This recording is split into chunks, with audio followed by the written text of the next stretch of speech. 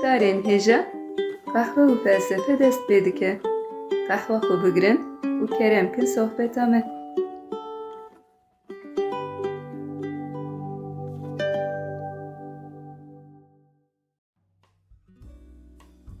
Merhaba guhdarên hêja, bi beşeke nû a qehwe felsefeyê em dîsa li pêşberî we ne. Merhaba guhdarên hêja, me dîsa qehwa xwe hazir kir û bi bernameyekê nû em li pêşberî we ne. Murat, vê carê em dîsa ji bo bernameyeke taybet hatin cemhev. Belê Sezgîn me çar bernameyê taybet amade kiribû, ev jî a pênca ye. Belê me bernameyên taybet li ser sersalê, ser roja evîndaran, roja jinan û her wiha bo Newrozê me amade kiribûn. Belê. Em li heftiya cejna zimanê Kurdî de ne, me got îro jî ji bo cejna zimanê Kurdî em bernameyeke taybet amade bikin, ji bo wila em hatin cemhev. Cejna te pîroz be Sezgîn. Ez jî cejna te pîroz dikim. Cejna zimanê Kurdî li me pîroz be. Wek guhdarên me jî zanin, 15 Gulanê bo me Kurdan rojeke taybet e, bo me cejna zimanê Kurdî ye. Cejneke xweş û geş e helbet, ne tenê rojek divê her roj em li zimanê xwe xwedî derkevin, lê 15 Gulanê wek rojeke sembolîk jî girîng e. Li ser roja 15 Gulanê Sezgîn belkî tu hinek agahî bidî me. 15 Gulanê çi bûye, çima ev roj bo cejna zimanê me Kurdî hatiye bijartin. Tu dizanî di bernameyê taybet de ev karê te ye. Tu agahî didî me servan rojan, kerem ke. Belê, sabi keremdar bi Murat. Di 15 Gulanê de ji bo me Kurdan bûyereke girîng diqewime. Kovara Hawarê. Di 15 Gulana 1932 de Jaliyê Celadet Alî Bedirxan Kovara Hawarê dest bi weşanê dike. Giringiya Hawarê çi ye Murat? Giringiya wê ew e ku cara ewilî kovarek bi tîpên latînî derdkeve. Berê kovarê jî, berê Hawarê jî kovarê me hebûn, kovarê Kurdî hebûn. Lê wek te got cara ewilî bi latînî, bi tîpên latînî hawar derdkeve.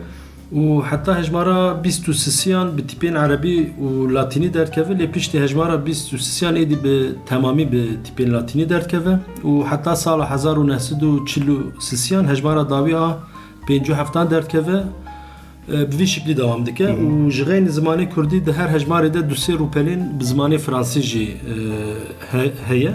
Gava em li şert û mercên wê çaxî dinerin, bi rastî jî ev kovar bo me bo zimanê me bûye hawarek. û dengê xwe bilind kiriye. Loma bo me girîng e. Ji ber vê girîngbûnê jî ji sala 2006 pê ve 15 Gulanê wek cejna zimanê Kurdî tê pîrozkirin û bi çalakiyên cûr bi cûr reng û renk tê pîrozkirin. Sezgîn ez jî dixwazim ser kovara Hawarê çend tiştan bêjim. Meriv gava Hawarê dixwîne dibîne ku tê de edebiyat heye, polîtîka heye, folklor, zimannasî, werger, nûçeyên cîhanî, çîrok, yani nivîsên cûr bi cûr dibînin. Tiştekê balkêşê dibîram de mabû mesela gava min dixwend ji ber ku di salên çilî de derketî ew dema şerê cîhana duyemîn. Li ser şerê cîhana duyemîn hinek anekdot, nûçeyên biçûk, qala jiyana leşkeran wek agahiyên biçûk dewr de cî digirt. û li derveyî welat li bajarê Şamê çap dibe û bi zehmetî tê belav kirin. Em bişensin ku niha hemû hejmar li ber destê me hene û em karin bixwînin. Bi vî awayî ez di serî de Celadet Alî Bedirxan û hemû ketkarên Kovara Hawarê birêz û hürmet bibîrtînim. Ev kedeke pir hêja û bi qîmet e mala wan ava. Belê, bi rastî jî kedeke pîroz e mala wan ava. Murat, Kovara Hawarê di nav şert û mercên bi rastî jî gelek giran de derketî. Wek te got dema şerê cîhanê a duyemîn de wan çaxa de derkeve û gava got ev kovar derkeve tim qala giringiya zimên dike. Celadet Alî Bedirxan di hejmara bîstan de dibêje divê bête zanîn ku ziman jî hîmê heyîna me ye û bê zimanê xwe em nikarin bijîn di nav koma milletan de.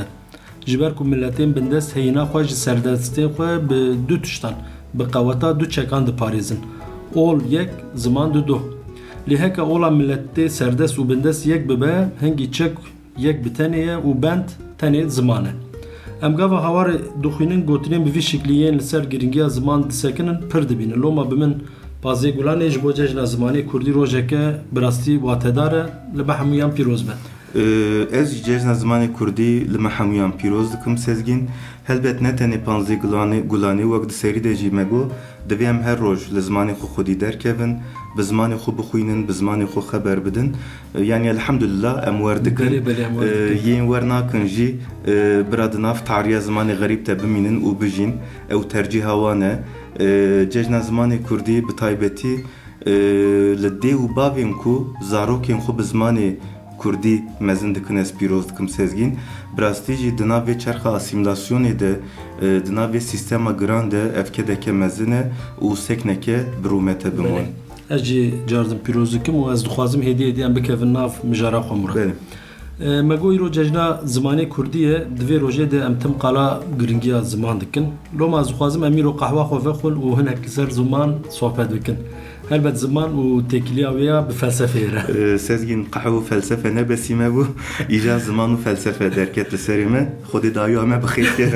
Qehwa me wê tim hebe ji xwe bê qehwe nabe. Kam dest pê bikin Murat di serî de vêya bipirsim ziman çi ye? Em zimanê çawa pênasê dikin? Sezgîn ziman sistemeke. Yani gavam qala ziman dikin em sistemeke dibînin. Sistemeke bi peyv û têgehan ava bûye li ser peyvan ava bûye em dibînin. Wek ji nav jî tê fehm kirin ev peyv û têge di nav pergaleke de ne. û têkiliyeke girêdaneke di nav wan de heye. Ev têkilî jî têkiliyeke li gor rêbazan, têkiliyeke bi rêk û pêk e.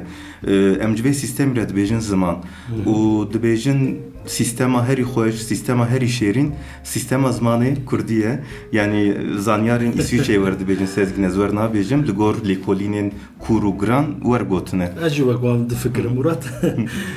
Te wek sistemeke wek pergalekê qala ziman kir, ev sistemeke çawa ye? Yani sistemeke sekane sabît e yan guherbar e? Ziman tişteke zindî ye.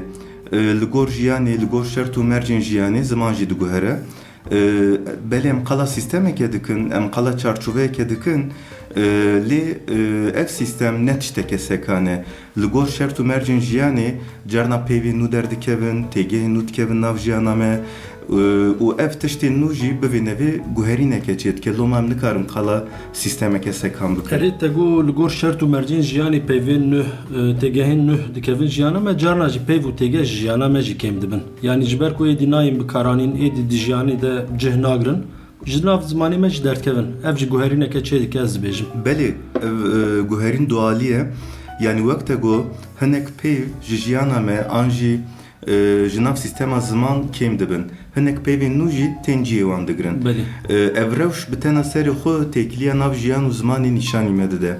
Şert û mercên jiyanê, îcadên nû, coğrafyaya ku em tê de dijîn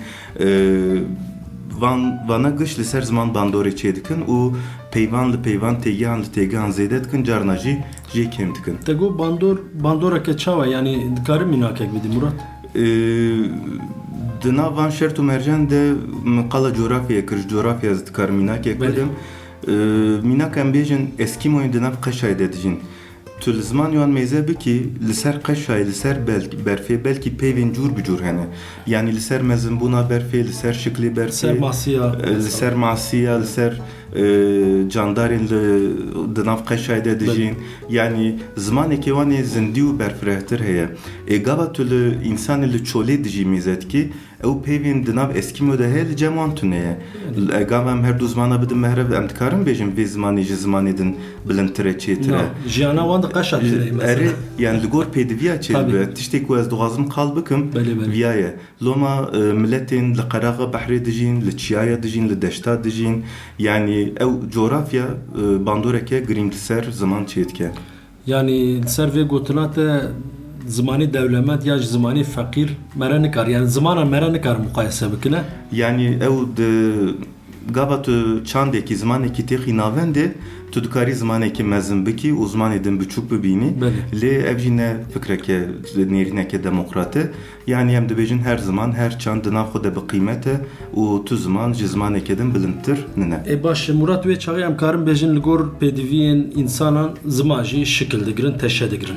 Belê me got ziman sistemeke lê sistemeke zindî ye. Yani wek organîzmayeke bi fikre sezgîn wek zindiyekê ziman jî wek zindiyan çê dibin, mezin dibin, xunû dikin, diguherin, diguherin. Ucar nacî dimirin mixabin gelek zimanên mirî hene û hin ziman jî niha dibin xeterê de yani wek mirovan dimirin wenda dibin tenê navê wan dimîne mixabin. Mixabin Sezgîn UNESCO her sal rapor parve dike. Belê. Ew zimanên Dibin xeterê de acî zimanên wenda bûne. Mirina her zimanekê kêmbûna rengekê jiyanê kêmbûna dewlemendiyekê loma divê her ziman bê parastin. Murat me ziman pênase kir em were ser felsefeya ziman. Pêşî dixwazim viya bipirsim felsefeya ziman çi ye? Felsefeya ziman e Sezgîn. Yani Em bername biqedînin. Wek ji navê wî jî em fehm dikin felsefeya ziman e. Em hinek berfirehtir bikin yani felsefeya ku li ser ziman disekine erê felsefeya ziman e lê bi kurahî gava em hinek wê pênasê vekin felsefeya li ser têgehên ziman disekine, li ser nîqaşên ziman disekine, li ser van fikr û ramanan nîqaşan dimeşîne felsefeya ziman e. Em gava li pirsê felsefeya ziman mêze dikin ziman çi ye, çavkaniya ziman çi ye, têkiliyekê çawa di nav ziman û raman de heye, vana em dikarin wek mînak bidin. Nîqaşên felsefeya ziman jî ji xwe li ser van mijarên bingehîn dimeşe. Baş e felsefeya ziman di felsefeyê de çawa cih digire yani wek beşeke cuda serbixwe yan jî di nav disiplînê de wek nîqaş cihê xwe digire çawa. Na bi serê xwe beşeke cuda ye. Felsefeya ziman di nav felsefeyê de qadeke giring e. Helbet yani em çawa bêjin bi beşên felsefeyê yên din re jî têkiliya wî heye. Bi serê xwe disiplînekî taybet e lê têkiliyekî wî jî bi beşên din re heye. Loma em nikarin çarçoveyekî wek sînor li dora wî xêz bikin. Beşeke taybet e wek me got lê têkiliya wî jî heye. Di dîroka felsefeyê de Murat kengî dibe mijara felsefeya ziman em dikarin dîrokeke yan jî serdemeke teqez diyar bikin yan? Ji destpêka felsefeyê ve yani serdema antik ve ziman wek mijarekê nav felsefeyê de cîgirtiye Sezgîn. Yani gava em qala felsefeyê dikin felsefe fikrîne û îfadekirina fikran e. Bivê nevê bi zimanê tu îfade dikî loma ziman di serî de di nav felsefeyê de ye.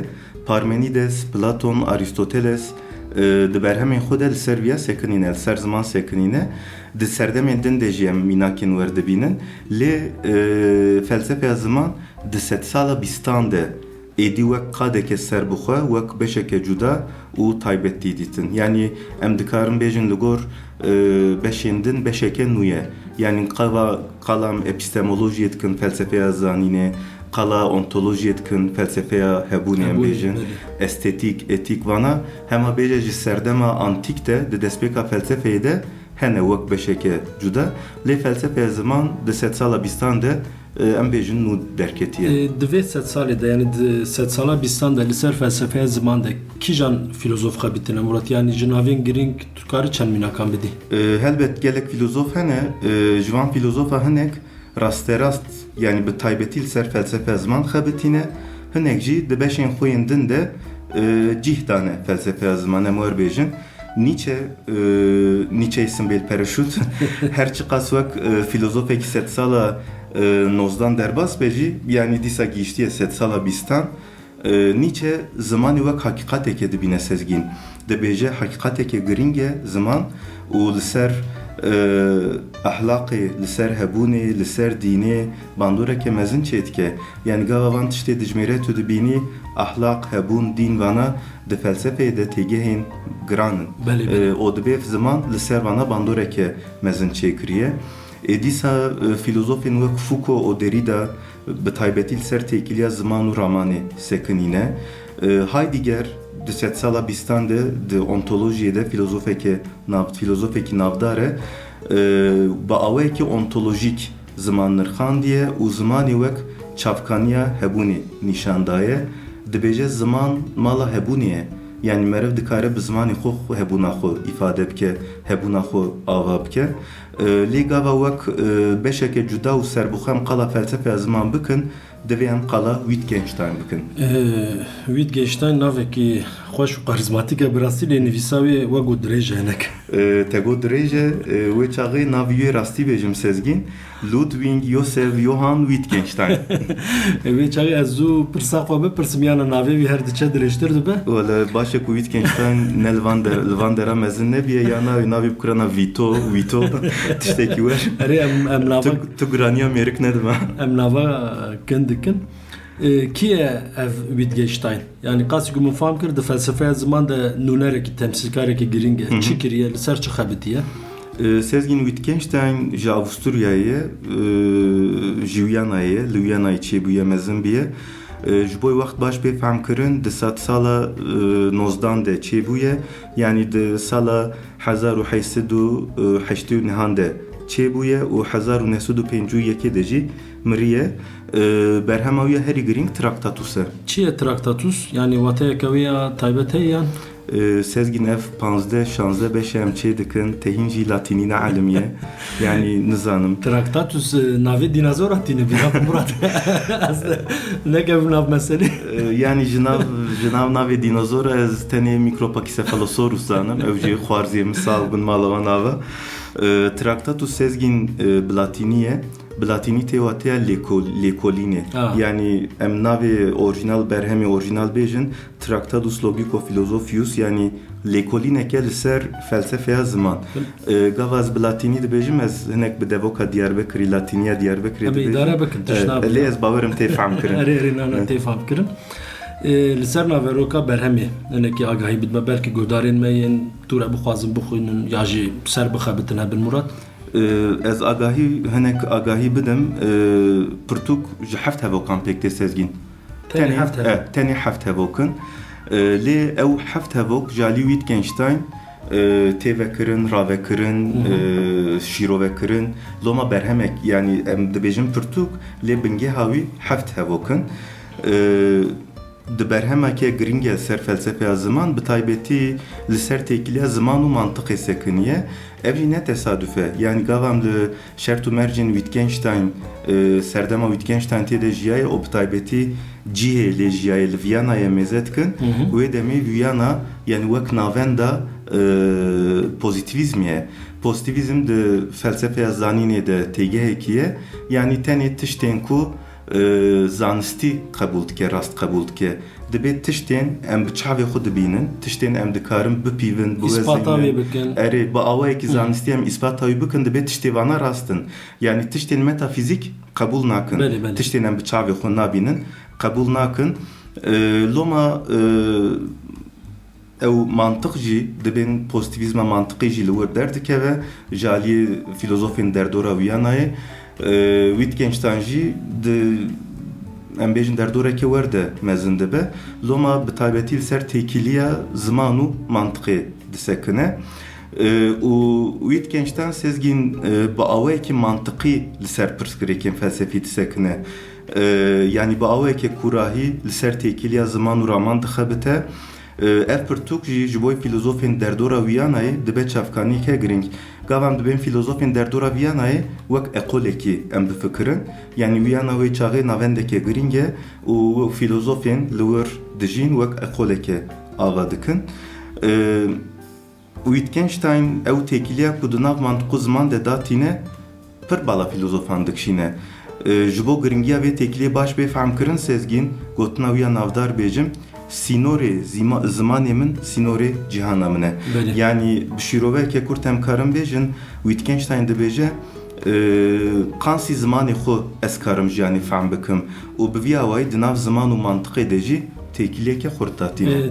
Têkiliyeke çawa, yani gava em dibêjin mantiq qesame fikirîn, sistema fikirînê ne wilo? Belê, yani Wittgenstein bi awayekî pozitivîst li ser vê têkiliyê disekine Sezgîn.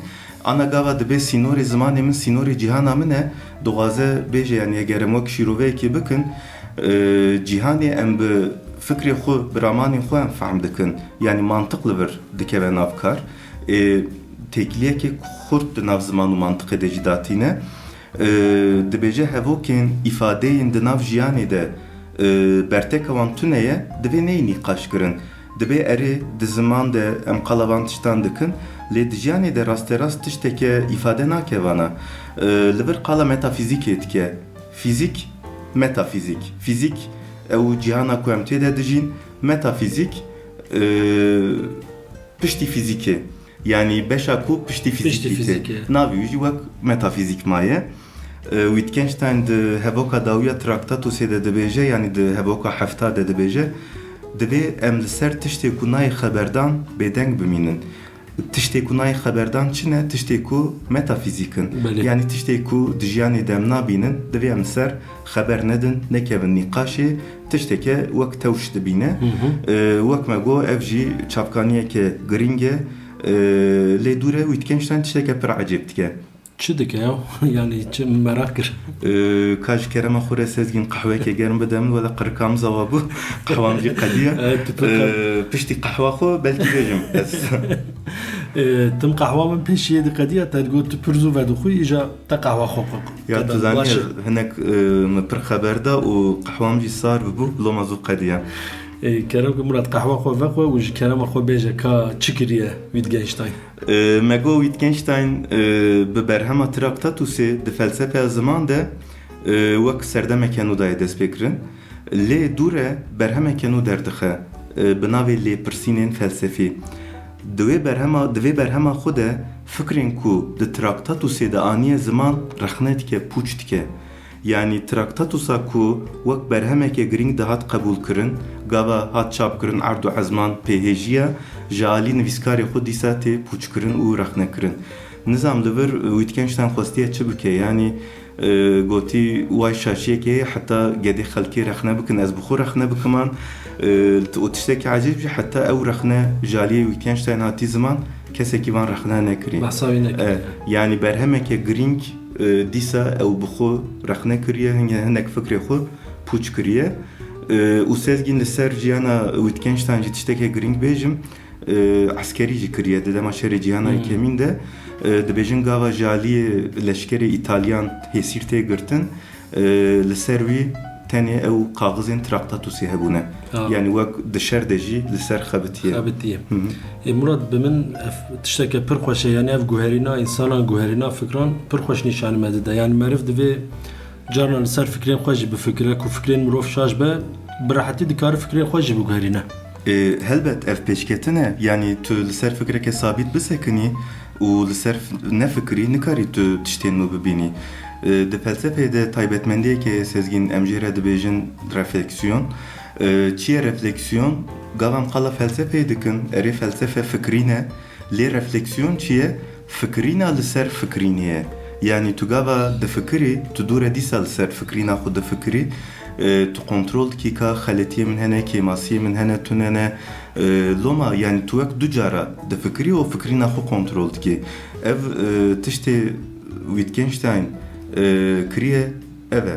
û quretiyekî jî tu divira de nabînî, yani xeletiyê xwe qebûl dike û bi xwe xeletiyê xwe derdixe pêş, kêmasiyê xwe derdixe pêş. û bi min tu bipirsî, yani rexneya Wittgenstein tu qîmeta berhema Traktatosî kêm nekiriye. Traktatos berhemeke giring e felsefeyê de û berhemeke giranê jî, yani heta van heft hevoka xwend, yani wek heft pirtûka xwend em bêjin, aqas serê me re pêdêşîne.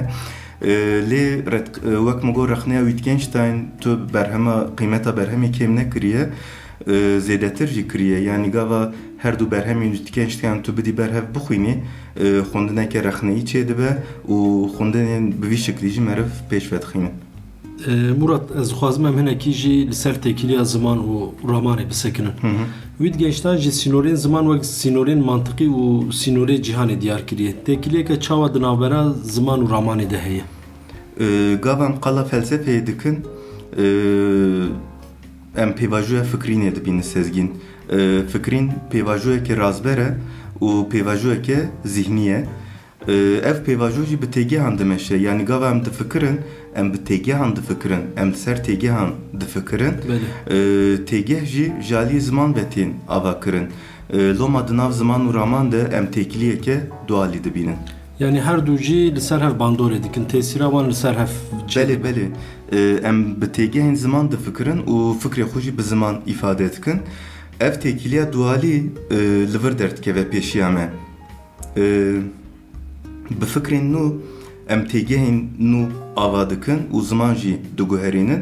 Bi avabûna têgehên nû jî fikrên me diguherin û fikrên nû ava dibin. Yani ziman û raman bi vî awayî hevdû geştir dikin. Eger em wek kurtasî bêjin, fikrînên nû têgehên nû diafirînin, têgehên nû jî fikrên nû diafirînin. Hevdû temam dikin. Hevdû temam dikin û wek têgiliyeke dualî di nav wan de heye. Di felsefa ziman de ji ğênî fikrên wî digeştan. Yên li ser em bêjin têkiliya ziman û raman. Wekî din ti teorî hene Murat? Li vir em dikarin qala teoriya Sapir-Whorf bikin, sezgîn, yani teoriya ku herî zêde tê zanîn ev e. Ev teorî jî li ser têkiliya ziman û ramanê disekine û dibêje fikr û ramanên me ji aliyê zimanê me ve tên diyar kirin. Yani bi Kurt û Kurmancî dibêje tu bi kîja zimanê xeber bidî, tu wek wan difikirî. Li vir em giringiya têgehan dibînin. Wek min got berî wek min got em bi têgehan difikirin, tiştên ku fikrên me ava dikin têgehin. Têgeh jî perçeyekî zimanin, yani di nav ziman de ava dibin û hevbûdan xwe didomînin. Em gava li zimanê cuda dinêrin, têgehên wan, peyvên wan, pergala hevokê wan, gramerê wan ji hev cuda ne. Yani vana giş bivê nevê li ser fikrê me bandoreke çê dikin. Yani rast her têgeh ji bo her zimanî û bo her kesî jî heman tiştî îfade nake.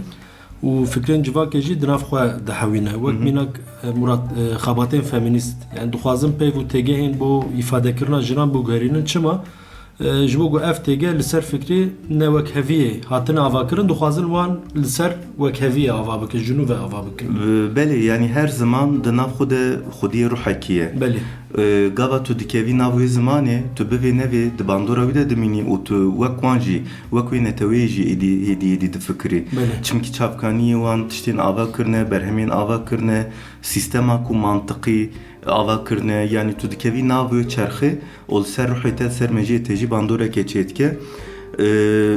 Yani wek têgeh em gava mînakeke bidin mesela sezgîn neteweperwerî têgehekî ye, têgeheke siyasetê ye, felsefeya siyasetê ye. Di zimanê cuda de baweyên cuda tên îfade kirin. Ana tu gava li zimanê Fransî mêze bikî, li zimanê İngilîzî mêze bikî, ji bo wan belkî neteweperwerî ne tişteke girîng be. Êdî dewleta xwe ava kirine, yani netewê wek netewe li dunyayê tên nas kirin. Qîmeta wê peyvê cem wan neqasî. Yani wek wê qonaqê derbas kirine. Loma yani di ziman de ew ruhê wê têgehê belkî nemabe jî.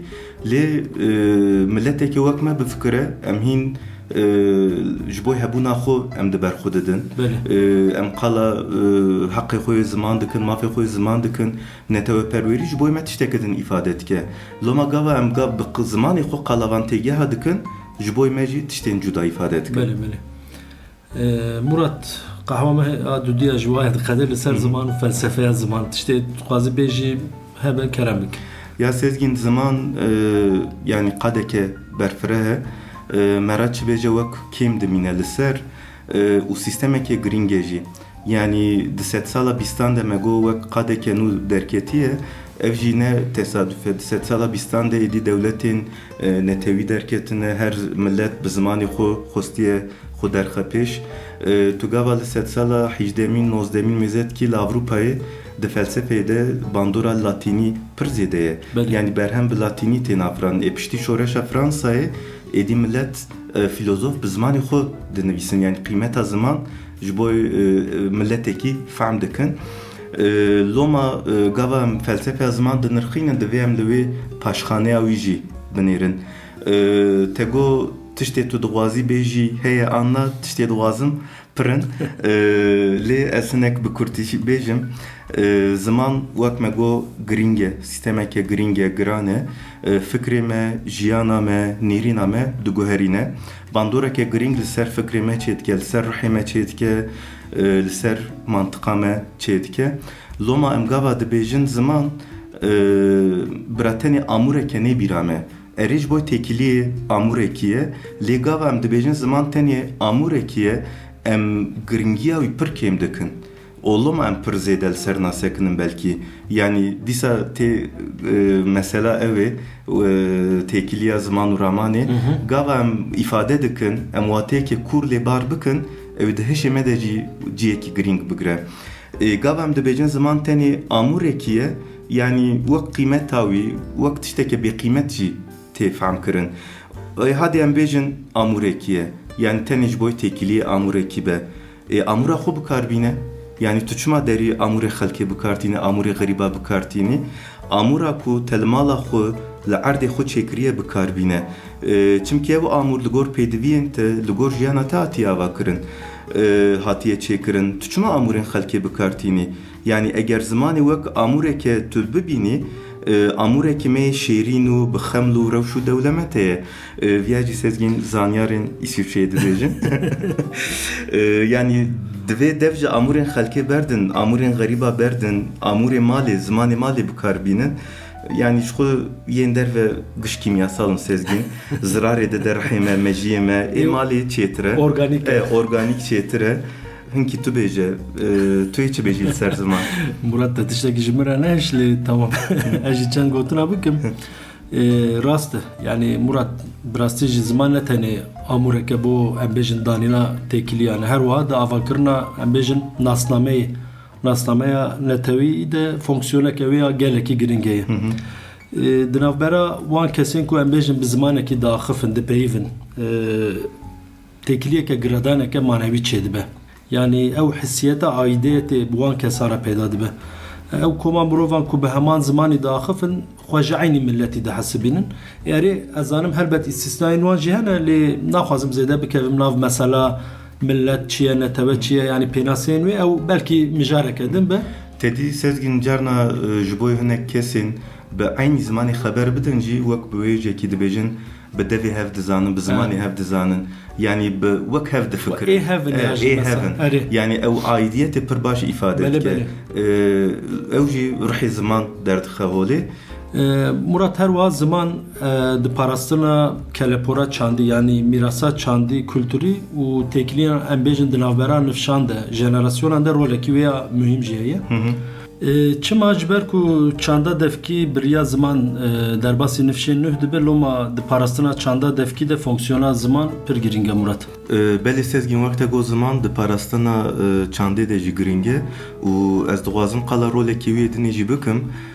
Ji rolê ziman, ji fonksiyonê ziman yek aherî giring jî avakirina rihê netewî ye. Yani bi zimanê xwe em rihê netewî ava dikin û têkiliyeke xurt bi hestên xurt bi hestê netewî re em çê dikin. Loma ziman rolekê giring digire divê avakirina hestên netewî de ji xwe ji ber ku vê giringiya wî tê zanîn di asimilasyonê de karê herî giring, karê herî pêşî qedexekirina ziman e. Yani biriya qedexekirina zimanê dixwazin ew hestên netewî bikujin û me ji rihê xwe jî dûr bixwînin. Divê pêvajoya asimilasyonê de jî ciyê herî giring ciyê herî em bêjin bi bandor dibistanin gav em dest bi dibistanê dikin em dikevin nav zimanekê din em dikevin nav jiyanekê din û bi vê nevê rihê me jî jiyana me jî pê diguhere. Li ser viya ger destûra te ez dixwazim helbestekî bixwînim. Helbet kerem ki. Helbesta Gulîzer e zarokbûna min a ku di heft salî de kefenekî şîn lê kiribûn îroj danê sibê ji ber min çû. Saeta wê xweş roja min a ewlê hat dibistanê hat bîra min bi rastî. Risteyekî jî gelkî xweş bû. Tu dixwazî hinekî behsa kefenê şîn bikim Murat belkî hin guhdarên me bi rewşa Bakur û Tirkiyeyê nizanibin. Sezgîn kefenê şîn me giş li xwe kir mixabin di destpêka dibistanê de wek unîformayên dibistanê. Gulîzer divê helbestê de wek qala roja destpêka dibistanê kiriye. Yani gav em dikevin nav dibistanê, roja dibistanê em bêjin bi sond û sirûdên nijadperest em êdî wek gelek tiştê xwe li derve dêlin. Zimanekî din ji xwe diserî. Erê em dikevin nav zimanekî û em wê zimanê nizanin û heta em wê zimanê di elimên jî mixabin gelek travmayan em dijîn. O Gulîzer jî bi vê helbestê xwe baş diyar kiriye ku zarokbûna me wê rojê di dibistanê de êdî ji me dûr dikeve em dibin keseyateyekê din. بلی ساعتا هلبزوانا ایجا گلزاری خوش به ام جوری سلافین خوش جیره بشینه. بله ام سلاف جیره دشینه. باشه مراد اگر دلیته به توتوازن بقدینم. بله ام بقدین سزگین بری قدانه از دوازم سپاسیه که و پیروزباهیه که دنجی بکم وقتاوی. جشن زمانی کردی جارا داوی پیروز دکم دسری دجمه پیروز کر. جشن زمانی کردی المگشا پیروز به و از دوازم دیسا سپاسیه که مالاواییه که جکتکاری کوباری را بکم کسین چونه رحمتی رحیوان شاد به و کسین هند جینجی جوان خوشو ساقی دوازم باشی دوازم مالاوان هزار جار آوابه. بلی مراد جبو برنامه که تایبت جبو جشن زمانی کردی هم هاتن جمف اجی جشن زمانی کردی لحمی گلیمه پیروز دکم تایبتی همو کتکارین وقت گو کووارا هواری جلادت علی بدرخان و هفکارین وی هفرین وی یعنی کسین چاپ کرنه بنویسی خو حتی بلافکاری وان یعنی فروتنی همه چه بیرامه یعنی همو کتکاری وان را و بگشتی همو ام بیجن دلسوز و خمخورین زمانی کردی کو کد و تحباوان جبو گشدان و پارسناوی زمانی درباز بوی چه بویه به حرمت و حسکرین از وان ببیرتینم و یه انساق جی سلامتی وان دخوازم جوان را خوشی و تندرستی دخوازم مالا وان آواز ساعتا وان خوش به ام بقدین تخوازه ام بقدین سزگین باشه گهدارین هجا حتی برنامه کدن بمینن دخیر و خوشیه ده گهدارین هجا حتی برنامه کدن بمینن دخوشیه ده بی قحو و فلسفه نمینن و بی زمان کردی جی نمینن بخاطره و